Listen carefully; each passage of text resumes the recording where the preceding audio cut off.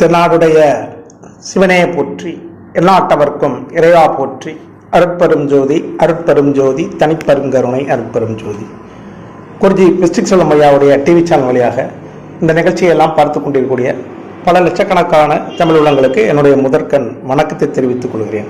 இன்று நம்முடைய பதிவில் நம்ம பார்க்க இருப்பது என்னன்னு பார்த்தீங்கன்னா, புலிப்பாணி ஜோதிடம்.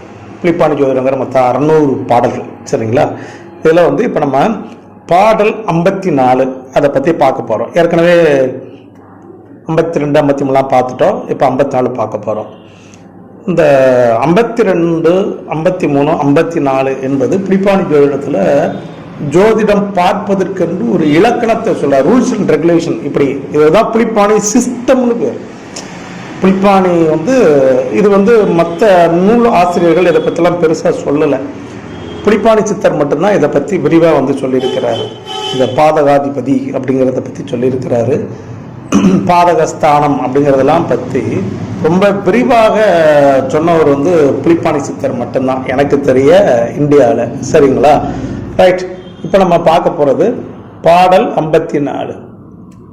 செப்புவாய் உபயத்தில் ஜனித்த பேருக்கு. உபயம் அப்படிங்கிறது 4 இருக்கு. என்னதெல்லாம் அப்படின்னு கேட்டிங்கன்னா, தனுசு ராசி, மீன ராசி, மிதுன ராசி, கன்னி ராசி. நல்லா ஞாபகம் வச்சுக்கோங்க. தனுசு ராசி, மீன ராசி, மிதுன ராசி, கன்னி ராசி. இந்த 4 ராசிகளும் உபயம் என்று பெயர். இப்போ இந்த ராசிகளில் லக்னமாக கொண்டு பிறந்தவர்கள், அப்ப மீன லக்கணம், தனுசு லக்கணம், மிதுன லக்கணம், கன்னி லக்கணம், இந்த 4 லக்கணம் தான். இவங்களுக்கு தான் சொல்றாரு இந்த லக்கணத்துல பிறந்திருந்தா அப்படின்னு சொல்றாரு. சரிங்களா? இந்த ராசியில் இந்த லக்கணத்தில் பிறந்தவர்களுக்கு சிறந்ததொரு சப்தமனும் ஆகாது. சப்தமன் என்றால் 7ஆம் வீடு, 7ஆம் வீட்டுக்குரிய கிரகம் என்று பொருள். 7ஆம் வீடும் 7ஆம் வீட்டுக்குரிய கிரகத்தை பத்தி பேசுறார். ஆனாலும் கூட அவர் சொல்றது 7ஆம் வீட்டுக்குரியவனை விட 7ஆம் வீடு ரொம்ப முக்கியம், அது சொல்றாரு. சரிங்களா? ஒப்புவாய் உலகத்தில் அவதிமித்த. இந்த உபயலக்கணத்துல பிறந்தவங்க யாரா இருந்தாலும் அவங்களுக்கு இந்த உலகத்துல வாழும்போது நிறைய அவஸ்தை நடக்க. அவஸ்தை, கஷ்டம் வேறு, அவஸ்தை வேறு. ரெண்டுக்கும் புரிஞ்சுக்கோங்க. கஷ்டங்கிறது வேற, அவஸ்தை என்பது வேற. சரிங்களா? அவதி மெத்தங்கிற அவஸ்தை அப்படின்னு சொல்லி பேரு. ஊழ்வினையை தடுப்பாரும் உலகில் உண்டோ அப்படின்னு சொல்றாரு. இந்த 7ஆம் இடம்ங்கிறத பத்தி அவர் பேச போது பாருங்க, இந்த இடத்துல சொல்றாரு ஊழ்வினைன்னு சொல்றாரு. அர்த்தம் சொல்ல, இப்போ ஜாதகம் என்பது கிரகங்கள் இயக்கம் அல்ல, கிரக இயக்கங்களை தாட்டி கர்மாவுடைய இயக்கம் என்பதை நான் என்னுடைய ஒவ்வொரு பதிவுலையும் நான் சொல்லிக்கிட்டே வரேன். வெறும் கிரகத்தை ஆராய்ஞ்சு பார்த்தா மட்டும் கிடையாது, கர்மா கர்மா கர்மா. ஏன்னா ஜாதகம் என்பது வேறு. ஜாதகம் என்பது ஜோதிடத்தினுடைய ஒரு பகுதி மட்டும்தான். ஜோதிடம் என்பது ஒரு பெரிய சமுத்திரம். அந்த ஜோதிடம் என்பது கர்மாவை, ஊழ்வினையை அடிப்படையாக கொண்டது. அந்த ஜோதிடத்தினுடைய ஒரு பகுதி தான் ஜாதகம். ஜாதகம் கிரகத்தை வச்சு பேசுறோம். சரிங்களா?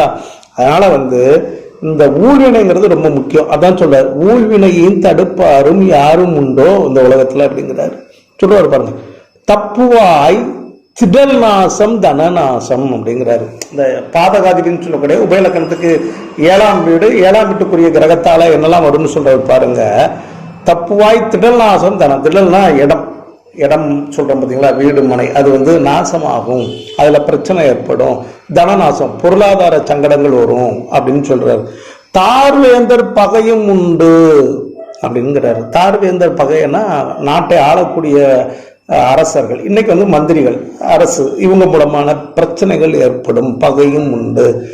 தேக துன்பம், உடம்புல நோய் தாக்கத்தால சங்கடப்படுவாங்க அப்படின்னு சொல்றாரு. இப்புவியில் போகருடைய கடாட்சத்தாலை இடம் அறிந்து திசை அறிந்து எலும்புவாயே அப்படிங்கிறார். அதான் என்ன சொல்றாரு பார்த்தீங்களா, அந்த பாதகாதிபதி சொல்றப்ப சொல்லிட்டாரு. இதை எப்படி சொல்லணும்னு கேட்டீங்கன்னா, இடம் அறிந்து திசை அறிந்து. அப்ப இடம் என்பது என்னன்னு கேட்டீங்கன்னா, ஒரு ஜாதகத்துல இந்த பலனை சொல்வதற்கு இந்த வயசு ஒரு பலன். ஒரு ஜாதகத்துல மனைவியை பத்தி பேசணும் அப்படின்னா கல்யாணம் முடிஞ்சதுக்கு அப்புறம் தானே பேச முடியும். ஒரு பிறந்த 5 வயசு குழந்தைய வச்சுக்கிட்டா வந்து பேச முடியும். எங்கள் ஜோசியர் பார்த்தீங்கன்னா 5 வயசு பிள்ளை இருக்கும், அதை வச்சுட்டு அது காதலிச்சு கல்யாணம் முடிக்கும், இந்த பையன் அவங்க கவனிக்க மாட்டான், இந்த பையன் விட்டுட்டு, இதெல்லாம் வந்து பார்த்தீங்கன்னா ஜோதிடத்தை பார்க்குறவங்களுடைய அறியாமை. ஜோதிடம் ஃப்ராடு ஜோதிடர்கள் இப்படி சொல்றது. இது எதுக்காக சொல்ல வரேன் அப்படின்னா, அந்த ஜாதகத்துல வந்து அந்த குழந்தையை சம்பாத்தியம் பண்ணக்கூடிய காலகட்டம் எப்போ, அப்பதான் அதை பத்தி நம்ம யோசிக்கணும்.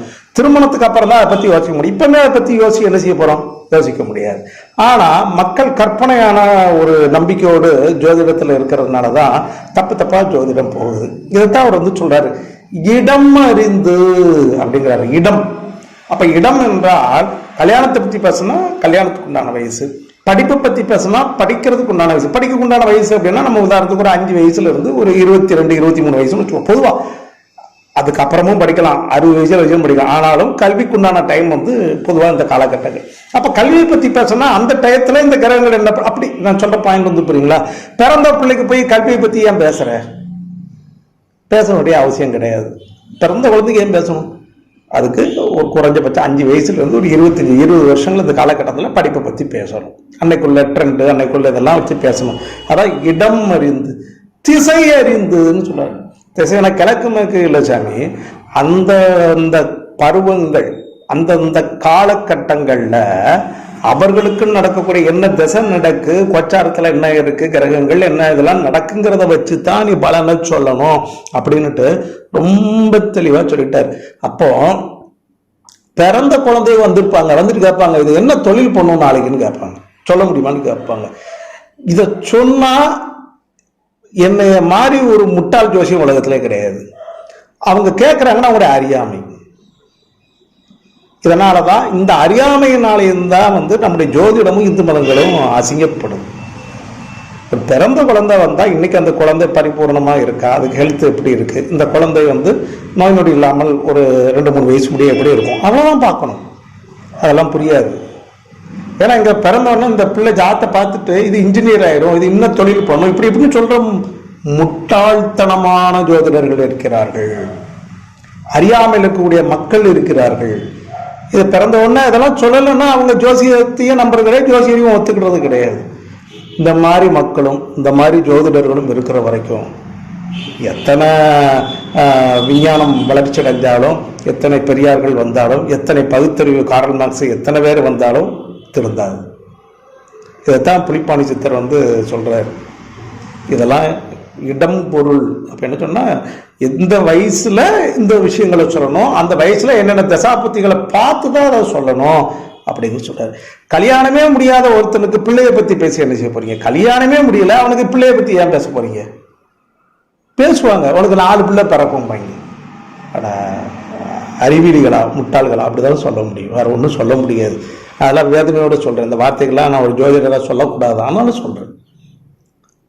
ஏன் அப்படின்னா நான் தான் சொல்லணும், மற்றவங்க சொல்றத விட நான் சொல்லிட்டா பிரச்சனை கிடையாது. எங்க துறையை பத்தி மற்றவங்க சொன்னா கேலியா இருக்கும், நான் சொன்னா வந்து அப்படி கிடையாது. இதில் உள்ள நிதர்சன உண்மைகளை வந்து சொல்லுகிறேன். ஒரு கல்யாணமே முடியாம ஒரு பொண்ணு ஜாதி பையன் வந்து 4 பிள்ளை இருக்கும். என்னடா இது எவ்வளவு கேலி குத்தா இருக்கு. இதைத்தான் புலிப்பாணியும் சொல்றாரு.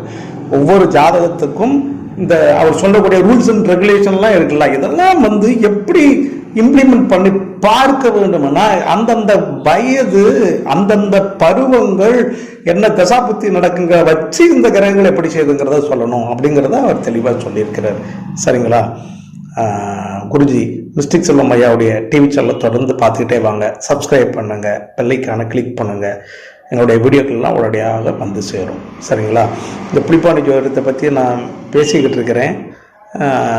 இதில் வந்து இந்த நல்லா ஞாபகம் வச்சுக்கோங்க, இன்றைக்கி நம்ம சொல்லக்கூடிய 52, 53, 54 இதெல்லாம் வந்து ஜோதிடத்தை வந்து புரிஞ்சுக்கிடுவதற்காக உள்ள மிக அற்புதமான பாயிண்ட்டு, அற்புதமான விஷயம். இளைய தலைமுறைகள் இந்த ரூல்ஸ் எல்லாம் தெரிஞ்சுக்கிட்டு போனால் தான் ஜோதிடத்தில் வந்து கொஞ்சமாவது வந்து முன்னேற்றத்தை சந்திக்க முடியும், அறிவுபூர்வமாக கொண்டு போக முடியும். சரிங்களா? எல்லாருக்கும் நன்றி. வாழ்க வளமுடன், வாழ்க வளமுடன், வாழ்க வளமுடன்.